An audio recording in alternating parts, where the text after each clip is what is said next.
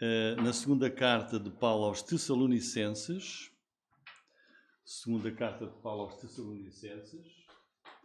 Então, página 1290.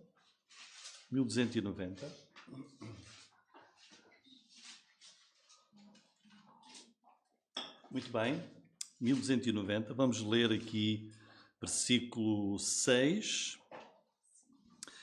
Diz assim, capítulo 2, versículo 6: E agora, vós sabeis o que o detém, para que o seu próprio tempo seja manifestado. Porque já o mistério da injustiça opera, somente há um que agora o retém, até que do meio seja tirado. E então será revelado o iníquo. Até aqui, irmãos, nós estamos a estudar e a prosseguir o estudo versículo a versículo da segunda carta de Paulo aos Tessalonicenses. Também estamos a estudar o Evangelho de Mateus e hoje vamos para a segunda aos Tessalonicenses. E esta é a segunda carta que o apóstolo Paulo escreveu a uma igreja que ele fundou na cidade de Tessalónica. Paulo fundou essa igreja, mas só lá esteve 3 meses. 3 meses. Com aqueles novos crentes. E ele escreveu de Corinto, da cidade de Corinto, para onde ele teve que escapar, fugir da perseguição mortal dos judeus invejosos pelo sucesso, entre aspas, de Paulo, de muitos terem convertido pela sua mensagem de Salónica, e os judeus ciumentos e descrentes em Tessalónica começaram a perseguir o apóstolo. E ele escapou, teve que fugir e foi até Corinto. E nas 2 cartas que ele escreveu, Paulo fala muito, o principal das cartas que escreveu a esta igreja é sobre um tema de grande interesse para aqueles crentes, que eles até perguntaram mais quando Paulo mandou Timóteo saber de como é que eles estavam. E o grande interesse para os crentes de Tessalónica era o fim dos tempos, a segunda vinda de Cristo. E agora na segunda carta, Paulo vai corrigir um erro, uma confusão que a igreja tinha, de que estavam já no dia do Senhor, no dia de Cristo. Qual era então essa confusão, a ideia errada que os crentes de Tessalónica tinham? Está lá no capítulo 2, versículo 1. Vejam, Paulo diz assim: Ora, irmãos, rogamo-vos pela vinda do nosso Senhor, então ele está a falar sobre a vinda de Jesus, e pela nossa reunião com Ele. Quando é que nós nos vamos reunir com Jesus? Quando Ele nos arrebatar. No arrebatamento vamos reunir-nos com Ele. Que não vos movais facilmente o vosso entendimento. Quer dizer, não mudem aquilo que vocês já sabem. Nem vos perturbeis. Quer por espírito, quer por palavra, quer por epístola, quer por carta, como de nós, como se fosse nossa. Como se o dia de Cristo estivesse já perto. Ninguém, de maneira alguma, vos engane. Paulo está aqui, eles receberam uma carta falsamente atribuída a Paulo e ficaram confusos, porque Paulo ensinou-lhes que estavam, e nós ainda estamos hoje, na era bíblica da igreja. O que é a era da igreja? Nós estamos hoje na era da igreja, isso quer dizer o quê? A era da igreja é o período de tempo que vai desde a fundação da igreja por Jesus e depois do Pentecostes, em que Deus enviou o Espírito Santo sobre a igreja, até a era da igreja, que Jesus fundou, até que a igreja seja tirada da terra, que vai ser quando? No arrebatamento. Portanto, estamos na era da igreja, é este tempo em que todos os crentes em Jesus estão na terra. Deus faz morada permanente em nós, crentes em Jesus Cristo. A igreja há 2000 anos está a crescer e a espalhar-se no mundo inteiro ao mandamento de Jesus e por todo o mundo. É a era da igreja. Cristo é o cabeça da igreja, Jesus é o líder da igreja e nós obedecemos ao mandamento de Jesus. E Deus está hoje a usar a igreja no mundo. Mas quando houver o arrebatamento, Jesus vai tirar a igreja do mundo e termina a era da igreja. E Paulo disse-lhes que estavam na era da igreja e que o próximo evento profético do fim dos tempos é de facto o arrebatamento. E Paulo explicou isso muito bem na primeira carta, no capítulo 4, versículo 13, também a pergunta deles. Ele diz: não quero, porém, irmãos, que sejais ignorantes acerca dos que já dormem, daqueles que já morreram, já partiram, para que não vos entristeçais como os demais que não têm esperança. Porque se cremos que Jesus morreu e ressuscitou, assim também aos que em Jesus dormem, Deus os tornará a trazer com ele. Dizemos, pois, isto pela palavra do Senhor, que nós os ficarmos vivos para a vinda do Senhor, não precederemos os que dormem. Porque o mesmo Senhor descerá do céu, Jesus vai descer do céu com alarido, com voz de arcanjo, com a trombeta de Deus, e os que morreram em Cristo ressuscitarão primeiro. Depois de nós, os ficarmos vivos, seremos arrebatados, tirados da terra, juntamente com eles nas nuvens. Nas nuvens é nos ares. A encontrar o Senhor nos ares, e assim estaremos sempre com o Senhor. Portanto, consolai-vos uns aos outros com estas palavras. Paulo ensinou isto na primeira carta. Portanto, o próximo evento profético vai ser este do arrebatamento da igreja da terra. E os crentes de Tessalonicenses receberam então uma carta que foi falsamente atribuída a Paulo com um ensino contrário, de que eles ficaram a pensar, já estamos no dia de Cristo. E dada a grande tribulação e perseguição que as igrejas sofriam naquele tempo, pensaram, Cristo já veio e já estamos a viver o tempo da grande tribulação na Terra, os últimos 7 anos da história da humanidade, que vão terminar com a segunda vinda de Cristo Jesus ao céu, do céu à terra, a segunda vinda de Jesus. Então o que é que fez Paulo? Paulo escreve esta carta para corrigir essa confusão. E Paulo vai aqui dizer, não se deixem enganar com má teologia, com um ensino que não é correto. E está-lhes a dizer, não estão no tempo da tribulação. A igreja ainda está na terra, como ainda está hoje. E diz, há 5 acontecimentos que precisam de acontecer e que ainda não aconteceram. E ele começa aqui a descrevê-los. Primeiro, o arrebatamento da igreja, que é, diz aqui, versículo 3, porque não será assim sem que antes venha a apostasia. E nós já vimos aqui, podem ver no YouTube essa mensagem, que este termo apostasia no substantivo significa afastamento. E o entendimento é, aqui está-se a referir ao afastamento da igreja da terra, é o arrebatamento. Isso manifesta, em segundo lugar, diz, olha, ainda não houve arrebatamento, ainda não se manifestou o homem do pecado, o filho da perdição, que é o anticristo ainda não veio.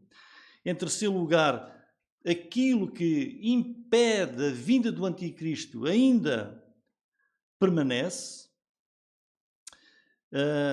O anticristo não só não veio, como ainda não foi destruído, nem foram castigados os seus seguidores. Está aí tudo, já vimos do capítulo 2 até ao versículo 12. E então, o que é que nós temos neste parágrafo muito importante, que é 2 Tessalonicenses 2, 13 a 12? Temos 2 coisas. Neste parágrafo aqui, que os irmãos já lemos, aqui temos 2 coisas muito importantes. A primeira é, temos aqui uma das melhores cronologias dos acontecimentos do fim dos tempos. Como é que as coisas vão acontecer até à segunda vinda de Jesus, que vimos há pouco.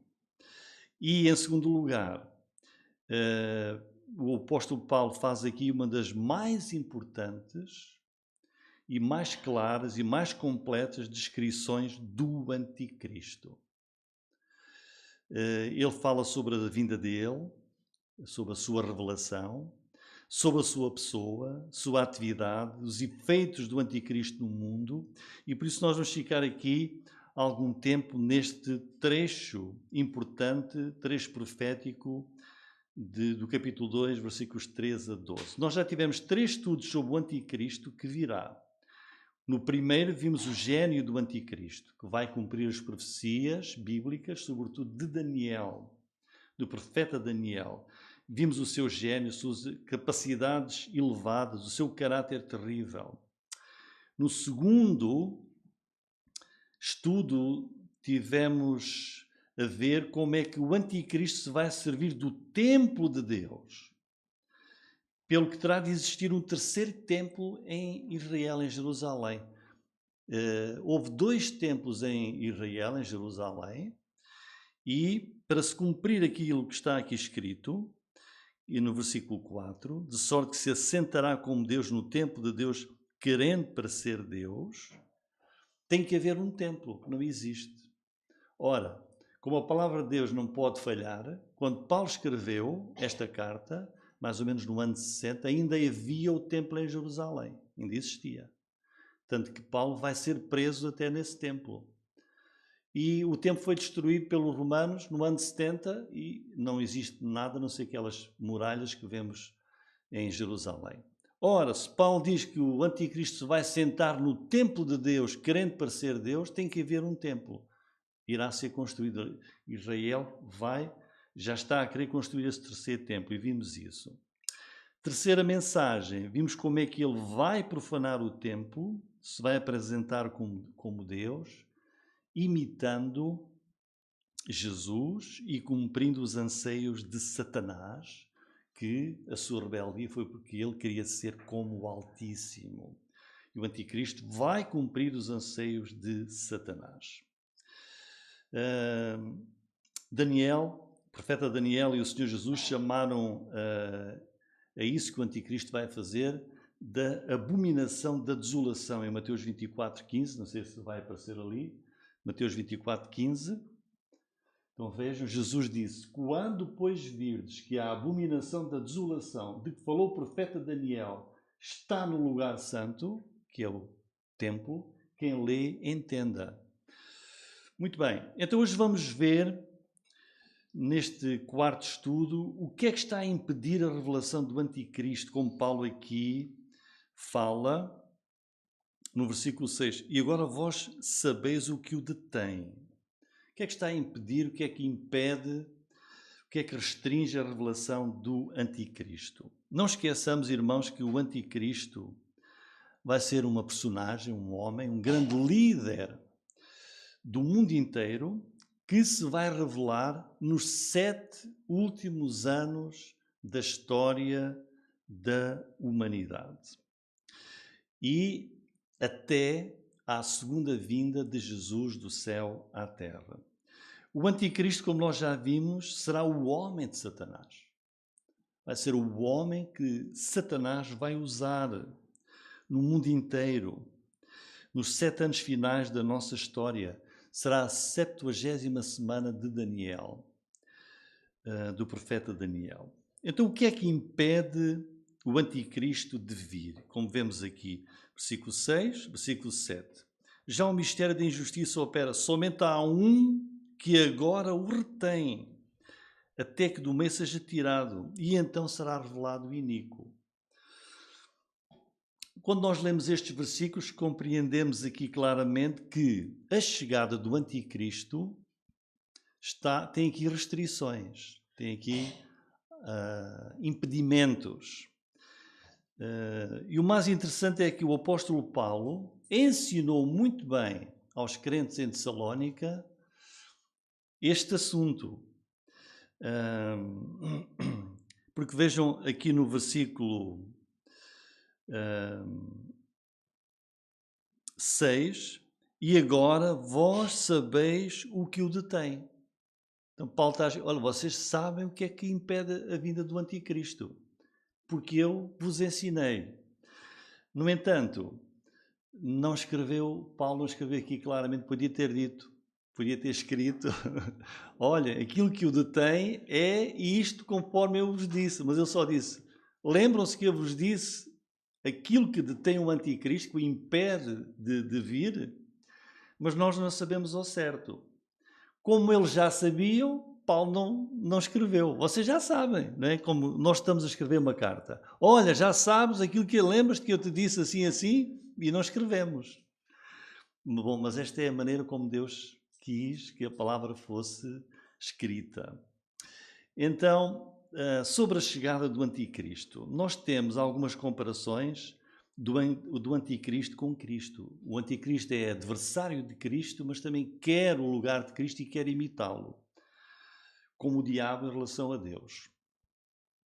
Jesus Cristo foi enviado pelo Pai na altura certa, na altura que Deus achou melhor para a humanidade, a data mais indicada, Jesus encarnou. Jesus nasceu aqui no nosso mundo, em Belém, não é? Olha o que é que diz Gálatas 4:4. Mas vinda a plenitude dos tempos, Deus enviou o seu Filho nascido de mulher. Em que tempos? Quando Deus achou, é agora. Então, na plenitude dos tempos, Deus enviou o seu Filho. O mesmo vai acontecer com o anticristo. O versículo 6 diz, e agora vós sabeis o que o detém, para que a seu próprio tempo seja manifestado. Há um tempo em que ele vai ser manifestado. Houve um tempo em que Jesus nasceu. Há um tempo em que o anticristo vai ser manifestado também. Ele virá no tempo certo dos planos proféticos de Deus. Reparem que o anticristo, atenção, vai ser um homem que vai nascer no nosso mundo, como qualquer um de nós, né? Vai nascer um bebê e vai crescer, como qualquer um de nós que aqui nasce. Mas ele só se vai revelar como sendo esse homem, o anticristo, na altura certa. No início dos últimos 7 anos da história do mundo. A sua revelação inicial está em Apocalipse capítulo 6, versículos 1 e 2. É quando começa, no livro do Apocalipse, começam as aberturas dos primeiros selos. Diz, e havendo o cordeiro aberto um dos selos, olhei e ouvi um dos 4 animais que dizia como em voz trovão, vem e vê. E olhei, e eis um cavalo branco. E o que estava sentado sobre ele tinha um arco, e foi-lhe dada uma coroa, e saiu vitorioso e para vencer. Portanto, aqui temos a revelação da entrada no mundo do anticristo. Mas no início, ele virá em paz. Ele vem como um cavaleiro num cavalo branco, imitando Jesus, que também virá, na sua segunda vinda, num cavalo branco. Vemos isso em Apocalipse 19, 11 a 14. Vejam. Esta é a vinda do anticristo, a vinda de Jesus. E viu o céu aberto, e eis um cavalo branco. E o que estava sentado sobre ele chama-se Fiel e Verdadeiro, que é Jesus.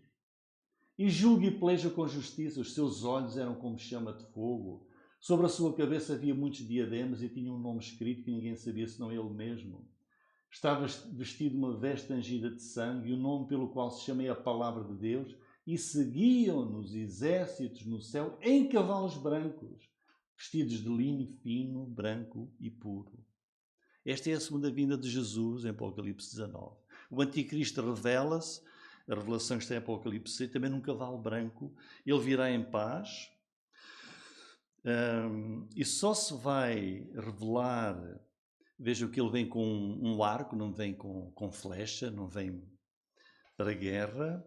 É um tipo, ele vai conquistar a liderança do mundo de uma forma pacífica, mas 3 anos e meio depois, aos 3 anos e meio, portanto, quando começa a chamada Grande Tribulação, é que ele se revela de uma maneira terrível, como vemos depois nos capítulos 13 de Apocalipse. No entanto, Paulo está aqui a dizer que há algo que detém, que restringe o anticristo para que ele não se manifeste. E por isso a pergunta, o que é que então restringe e impede a vinda do anticristo? Certamente que aquele que vai usar o anticristo, que é Satanás, o diabo, há muito tempo que quereria ter o seu anticristo a agir no mundo. Porque o anticristo é o homem do diabo. E ao longo dos séculos, nestes últimos 2000 anos, Satanás talvez quisesse que o anticristo fosse, por exemplo, um líder como um César romano, logo após a vinda de Jesus, mas isso não aconteceu. Talvez algum grande conquistador assassine através da história, porque o anticristo vai ser terrível. Talvez Stalin ou Adolf Hitler, muitos pensaram que o Hitler seria o anticristo. Talvez tivesse sido o mais próximo, o mais parecido àquilo que o anticristo vai ser com tudo o que eles fizeram, Stalin, Hitler e outros do género. Mas também não foram.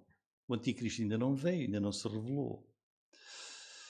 Algo está a impedi-lo. O que é? Versículo 7 aí diz: somente há um que agora o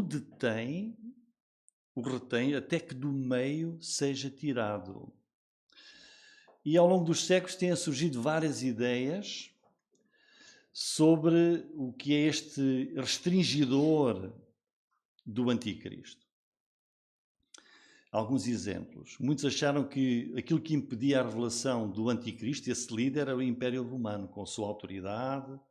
Mas o tempo passou, o Império Romano já não existe e o anticristo ainda não veio. Outros acham que é Satanás que impede a revelação do anticristo. Mas isso também não faz sentido, porque ele é o homem que ele vai usar. Satanás anda rugindo como um leão buscando a quem possa tragar, diz o apóstolo Pedro.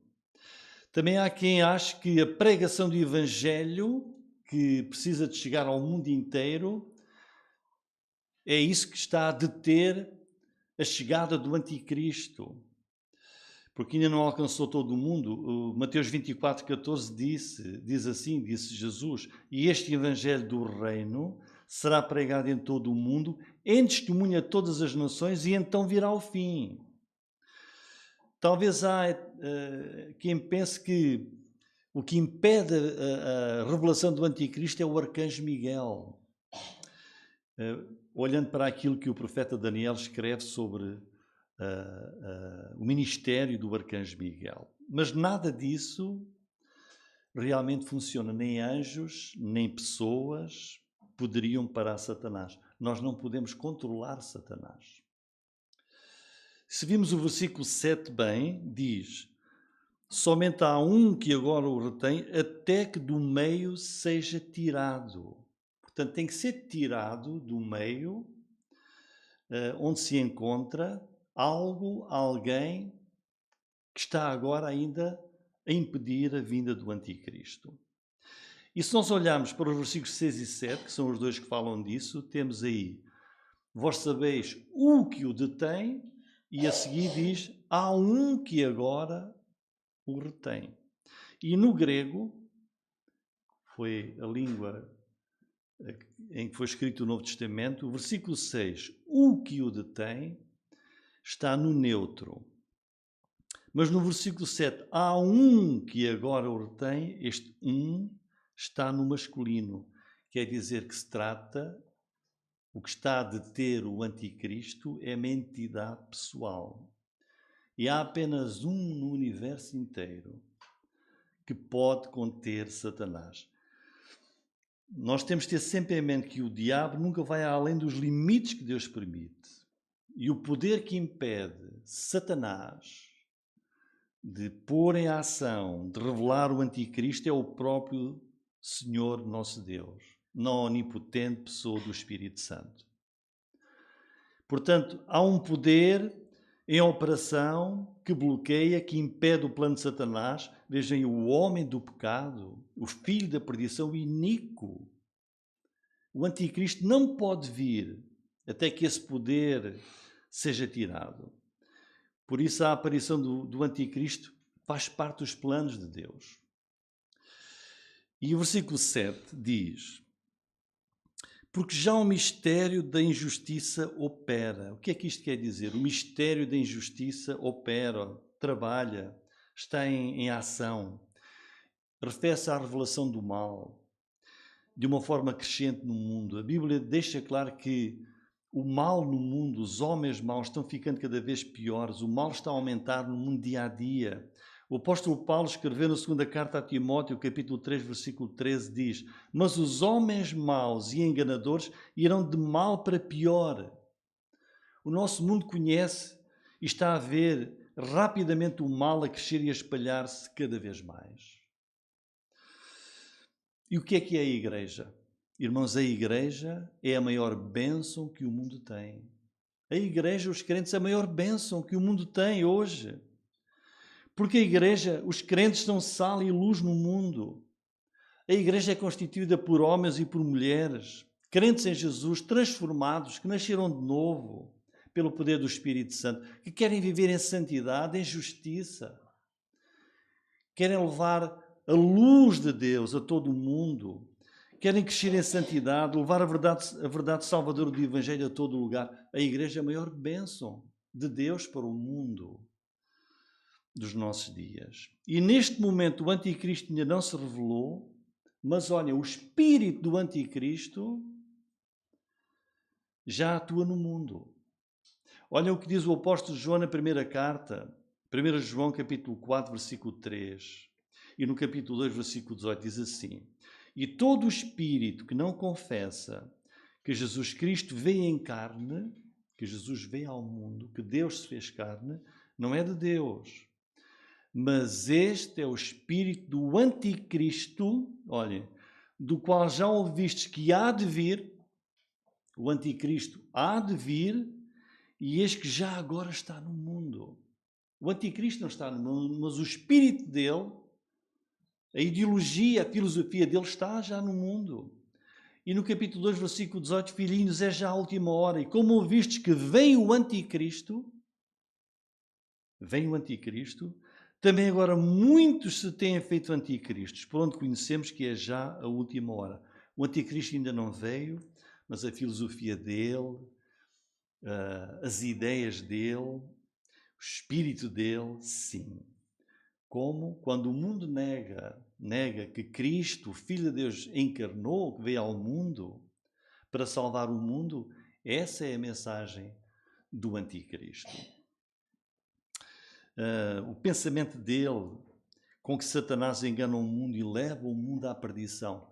O mundo é enganado pelas ideias e filosofias da atualidade, de cada século, e impede as pessoas de conhecerem e de se entregarem ao verdadeiro Salvador, que é o Senhor Jesus Cristo. É o mistério, como diz aqui, o mistério da injustiça já opera ao longo dos séculos. Os irmãos lembram-se do tempo de Noé?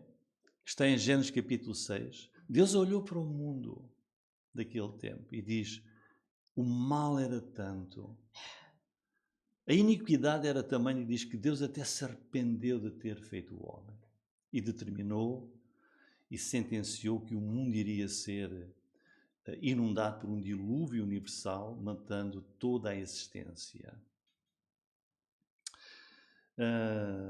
A maldade era tamanha que Deus decidiu destruir o mundo. E no versículo 3 de Gênesis 6 nós lemos: então disse o Senhor: não contenderá o meu espírito para sempre com o homem. É o Espírito de Deus. É o Espírito Santo. Aquela pessoa bendita do Espírito Santo que atua para convencer o mundo do pecado, que luta contra os pecadores. E isto ajuda-nos a compreender que aquele que impede, aquele que detém a revelação poderosa do Anticristo é o poderoso e onipotente Espírito Santo de Deus. E quando é que o Espírito Santo vai ser, como diz o versículo 7, somente há um que agora o retém até que do meio seja tirado? Quando é que este que retém o Espírito Santo vai ser tirado. Vamos ver. Os crentes têm a viver quem dentro deles? Quem é que vive dentro dos crentes? O Espírito Santo. Ele vive nos nossos corpos. Nós somos a morada do Espírito Santo. Quando toda a igreja, em quem habita o Espírito Santo, quando toda a igreja do mundo inteiro for arrebatada e tirada da terra, quantas pessoas com o Espírito Santo ficam cá? Nenhuma. Não fica cá nenhuma. Atenção, o Espírito Santo é onipresente e onipotente. O Espírito Santo não deixa o mundo. O Espírito de Deus está em todo lugar. Deus é onipotente. Não pensem, olha, o Espírito Santo vai com a igreja toda, fica o Espírito Santo já. Porque o Espírito Santo, depois começa a tribulação no mundo, no tempo da grande tribulação, vai haver uma conversão enorme daqueles que ficaram, que não eram crentes, vão se converter, mas vão passar por tempos muito difíceis. E vão se converter pela operação do Espírito Santo. Mas, naquele instante em que a igreja é toda arrebatada, então o Espírito Santo, que habita nos crentes, claro que vai connosco. E por isso, o que é que isto significa? Que o Espírito Santo vai restringir a sua operação de impedir a revelação do Anticristo. Hoje o Espírito Santo impede a revelação dele, mas quando for tirado do meio, o Espírito Santo vai, na altura que Deus vai determinar, vai deixar de exercer essa ação de impedir a revelação do Espírito Santo de Deus. Isso vai acontecer quando? Quando a Igreja de Cristo for tirada do mundo, então vai revelar-se daquela maneira horrível e terrível o Anticristo. Quando a Igreja for arrebatada da terra. E vejam o versículo 8. E então, ou seja, quando cessar a restrição do Espírito Santo, então será revelado o iníquo. Esta frase é terrível. Então será revelado o iníquo. O mundo vai conhecer o Anticristo de uma maneira atroz, mas não os crentes, não a Igreja de Jesus Cristo. Irmãos, é muito importante para a Igreja conhecer a profecia bíblica. Vejam, o apóstolo Paulo fundou a Igreja dos Tessalonicenses, esteve lá apenas 3 meses, porque depois foi perseguido, e mesmo a crentes novos, o apóstolo Paulo ensinou escatologia, fim dos tempos, segunda vinda de Jesus Cristo, de uma maneira profunda. Como ele diz no versículo 5, não vos lembrais que estas coisas vos dizia quando ainda estava convosco? Portanto, saber sobre profecia, sobre escatologia, é tão difícil e é complicado, faz parte do ensino que qualquer crente precisa de ter. Pode aprender de uma maneira mais difícil, pode ser mais complicado, mas faz parte da nossa saber. Quando te converteres a Cristo, fica a saber, passas a ser um filho de Deus, Deus salvou-te e vem buscar-te. Na segunda vinda de Jesus, no arrebatamento da igreja, ele vem buscar-te. O arrebatamento da igreja é uma ocasião. 7 anos depois é a segunda vinda de Jesus. Qualquer crente pode aprender isso sem qualquer problema. Irmãos, vamos terminar e eu vou ler capítulo 2, versículos 16 e 17 para nós, para o nosso coração. E o próprio nosso Senhor Jesus Cristo e nosso Deus e Pai, que nos amou e em graça nos deu uma eterna consolação e boa esperança, console os vossos corações e vos confirme em toda a boa palavra e obra. Amém.